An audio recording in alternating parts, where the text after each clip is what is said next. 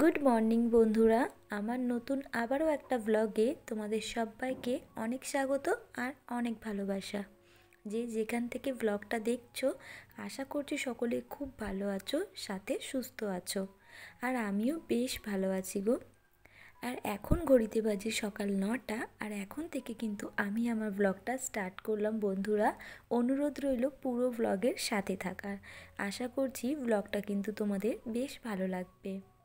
আর ওই যে বন্ধুরা, প্রতিদিন আমাদের মেয়েদের যা ডিউটি থাকে আর কি, সকাল থেকে শুরু করে সন্ধে পর্যন্ত, সেরকমই সংসারের কাজে কিন্তু লেগে পড়েছি। আর আজকে না বন্ধুরা, বেলা প্রায় অনেক হয়েছে 9টা, আর কাজ কিন্তু একদমই বলতে পারো সেরকম হয়নি। মানে আজকে না একটু ওলট পালট হয়েছে। যেরকম প্রতিদিন সকালে উঠে ভাত তরকারি ভাজা করে নিলে দুপুরে রান্নাটা হয়ে যায়, আর তারপরে ও বেরিয়ে গেলে আমি বাসি ঘরের কাজকর্মে আস্তে আস্তে হাত দিই। তো সেরকমটাই, তবে আজকে একটু উলট হয়েছে। কেন বললাম, আগের দিন না মানে চালটা একটু বেশি নেওয়া হয়ে গিয়েছিল, তাই ভাতটাও না একটু বেশি ছিল। তো সে কারণে আমি রাত্রেবেলা জল দিয়ে দিয়েছিলাম ভাতে। সকালে উঠে না বন্ধুরা, ওই একটু পেঁয়াজ লঙ্কা আলু ডিম দিয়ে ভাতটাকে ভেজে নিয়েছিলাম। আর ওই ভাত ভাজাটা তো আর ও টিফিনে নিয়ে যেতে পারবে না, তো ভাত ভাজাটা খেয়ে যাবে। আর ওই যে পেঁয়াজ লঙ্কা আলু দিয়ে ডিমটা ভেজেছিলাম, আলু ঠালু করে, মানে ডিম আলু ভাজার মতো, তো ওর থেকেই অল্প করে তুলে রেখেছিলাম, আর সাথে 5টা রুটি করে দিয়েছিলাম। ওই রুটি আর ডিম আলু ভাজা নিয়ে গেছে, আর ভাত ভাজা খেয়ে গেছে। তো এটা তো সকালে হয়ে গেল, যেহেতু ভাতটা বেশি ছিল। আর আমি এরকমই করি জানো তো বন্ধুরা, মানে ভাত তরকারি বেশি কিছু থাকলে চেষ্টা করি আগে ওটাকে শেষ করব, তারপরে নতুন রান্না করব। তো ওই জন্যেই তো ও তো খেয়েও গেল নিয়েও গেল, এবার আমাকে দুপুরের রান্না করতে হবে। বাসি ঘরেরও কাজ হয়নি বলতে পারো, সেগুলোকেও করতে হবে।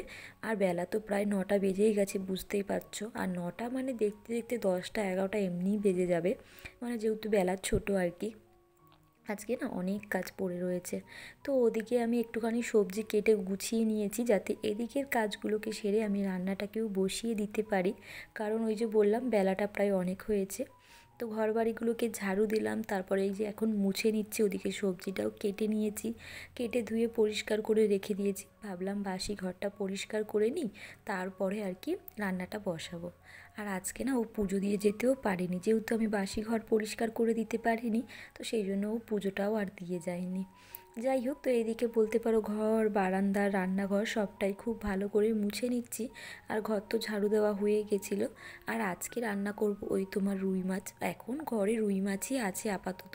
এই মাছটা শেষ হবে, তারপরে আবার নতুন করে মাছ আনবো।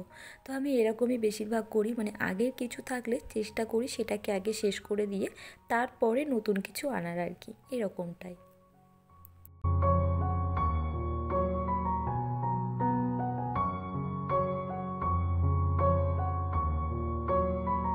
আর এখন না বন্ধুরা, বেশ ভালোই ঠান্ডা পড়েছে আমাদের এদিকে। মানে আগে তো ওরকম লাগতো না, এখন বেশ ভালোই বলতে পারো ঠান্ডাটা পড়েছে।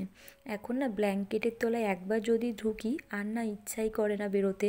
যে সন্ধ্যের টিফিন বানাই বা সকালের রান্নাটা জোগাড় করে রেখে দিই, বা তোমার একটু বাসন মাজি, একদম ইচ্ছা করে না গো। ভীষণ পরিমাণ ঠান্ডা লাগে, মানে শুধু মনে হয় যে ব্ল্যাঙ্কেটের তলায় ঢুকি। আর ওই যে তুমি যদি একবার ব্ল্যাঙ্কেটের তলায় ঢোকো না, আর বার হতেই ইচ্ছা করবে না, জানো তো।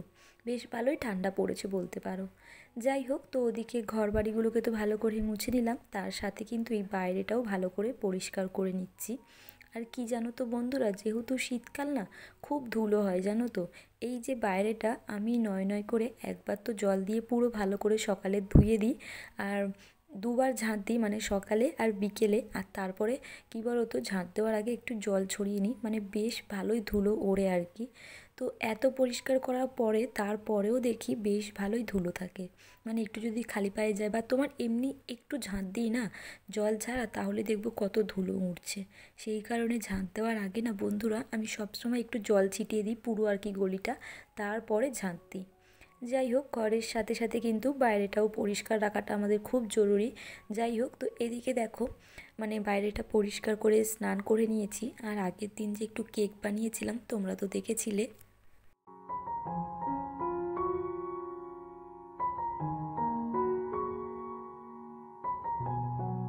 তো ওই কেকটা না বন্ধুরা প্রেশার কুকারে করেছিলাম, আর এই প্রেশার কুকারটা ছিল মামিদের, তো সেটাই এখন মামিকে দিতে যাচ্ছি। আর মামার বাড়িতে না বন্ধুরা অনেক রকম ফুল গাছ আছে, আমার তো বেশ ভালো লাগে। এই যে সমস্ত গাছ কিন্তু মামা বসিয়েছে, শিউলি গাছ, জবা গাছ, গাঁথা, সব রকম গাছ রয়েছে জানো তো। আর বেশ ভালো ফুলও ধরে। তো যাই হোক সেইগুলোই একটুখানি ক্যাপচার করছিলাম আর কি, আর মামির সঙ্গে কিছুক্ষণ গল্প করে তারপরে বাড়ি এলাম। আর আগের দিন তো তোমরা দেখেছিলে এই যে ফুলগুলোকে আমি সব ধুয়েছিলাম আর বলেছিলাম এই ফুলদানিতে মানে এইগুলো আর রাখবো না, এর মধ্যে মানি প্ল্যান্ট দেবো। তো এই যে কৌটোটাকে একটু আঁকিবুকি করে নিয়েছি কালার দিয়ে, আর তারপরে দেখো সমস্ত ফুলগুলোকে এর মধ্যেই দিয়েছি। আর এই যে টবটা দেখছো এর মধ্যে এই লতানো মানি প্ল্যান্ট গাছটা দেবো। এটা অ্যাকচুয়ালি আমি বাইরে একটা বালতিতে দিয়েছিলাম, তো সেটার মধ্যে না গাছটা হচ্ছিল। তো যাই হোক, তো সেখান থেকে আমি একটা ডাল কেটে নিয়ে এসেছি, ভাবলাম এটাকে একটু ঝুলিয়ে রাখবো, বেশ ঝোলানো থাকলে দেখতেও সুন্দর লাগে। আর আমার ঘরের যে কটা মানি প্ল্যান্ট আছে সব কিন্তু মানে কোনোটাই ঝোলানো মানে নেই, সব ওপরের দিকে করা রয়েছে। তো এই জন্য এটাকে ভাবলাম একটুখানি একটু ঝুলিয়ে দিই, বেশ ভালো দেখতেও লাগবে। তো এই যে দেখো কোথায় রাখবো ভাবছিলাম, তারপরে এই জায়গাটায় দিলাম। জানি না কেমন লাগছে, পরে হয়তো কোথাও সরিয়েও দিতে পারি আর কি।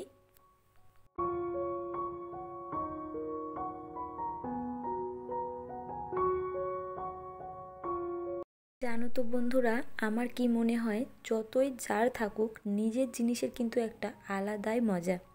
মানে ধরো আমার বরের এটা রয়েছে বা আমার মায়ের ওটা রয়েছে, তবুও নিজে যদি কিছু করতে পারি না নিজে, তো তার মধ্যে মনে হয় একটা আলাদাই শান্তি পাওয়া যায় জানো তো। আর এখনকার যুগে কিন্তু কেউ বসে নেই, মানে বলতে পারো সবাই কিছু না কিছু করছে।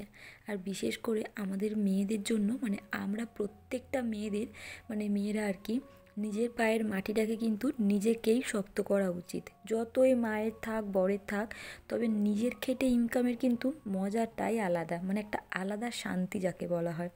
থাক না এর তার, তবু তুমি করতে থাকো, চেষ্টা করো, চেষ্টা করতে তো কখনো কোনো ক্ষতি হয় না। আর চেষ্টা করাটা কিন্তু খুব একটা খারাপ জিনিসও নয়, যে কোনো কাজে চেষ্টা করাটা ভীষণ ভালো। আজ না হোক কাল কখনো না কখনো তো তুমি দাঁড়াবে। আর যদিও বা না দাঁড়াও, তবু তো নিজের মনকে সান্ত্বনা দিতে পারবে যে হ্যাঁ আমি চেষ্টা তো করেছিলাম, মানে শুধু শুধু তো ঘরে বসেছিলাম না বা সময়টাকে নষ্ট করিনি শুধু বসে, চেষ্টা করেছিলাম, তবে আমার ভাগ্যে ছিল না তাই হয়নি, কিন্তু চেষ্টা করতে না ক্ষতি নেই। আর চেষ্টা করলে অনেক কিছু হওয়া যায় জানো তো বন্ধুরা। তো এরকমটাই অনেক সময় ভাবি যে সত্যি আমাদের মেয়েদেরকে না সত্যি পায়ের তলা মাটিটাকে শক্ত করা দরকার। আর এখনকার যুগে সবাই কিছু না কিছু করছে, কেউ বিউটিশিয়ান কোর্স, কেউ তোমার নাচ, কেউ তোমার আঁকা, কেউ কিন্তু খালি বসে নেই জানো তো। আর যারা খালি বসে আছে তারা তাদের মতন বোকামো কিন্তু আর কেউ করছে না, তাই না বলো বন্ধুরা। তো যাই হোক, ওদিকে রান্না বান্না করলাম, আর এই যে দেখো একটু মটরশুঁটিগুলো ছাড়িয়ে রেখে দিচ্ছি, ভাবছি সন্ধেবেলা একটু ভাজবো, মুড়ি দিয়ে খাবো। আমার বেশ ভালো লাগে পেঁয়াজ লঙ্কা দিয়ে আলু দিয়ে ভাজার পর না মুড়ি দিয়ে মেখে খেতে বেশ ভালো লাগে। তো অনেকটাই নিয়ে আসেছে, তো ভাবলাম সেগুলোকে একটুখানি ছাড়িয়ে ছুড়িয়ে রাখি। আর এই যে সব কাজ শেষে এই যে ডালিয়ার কৌটোটা দেখছো, তো অনেক দিনই আনা হয়েছে, একটু একটু করে ইউজ করা হয়, তাই ভাবলাম একটু রোদ খাইয়ে নিই জানো তো, তাহলে জিনিসটা ভালো থাকবে। তো সেই জন্য এই যে দেখো থালার মধ্যে ঢেলে দিয়েছি। আর আমার তো দাবার মধ্যে খুব ভালো রোদ পড়ে, ওই দাবাতেই রেখে দেবো। ওদিকে রান্না বান্নাও হয়ে গেছে, এরপর আমি খাওয়া দাওয়াটাও করবো আর কি। তো ভাবলাম এটা একটু রোদে দিই 10-20 মিনিটের জন্য, তারপরে আবার কোর্টে তুলে দেবো, তাহলে আর কি জিনিসটা ভালো থাকে জানো তো।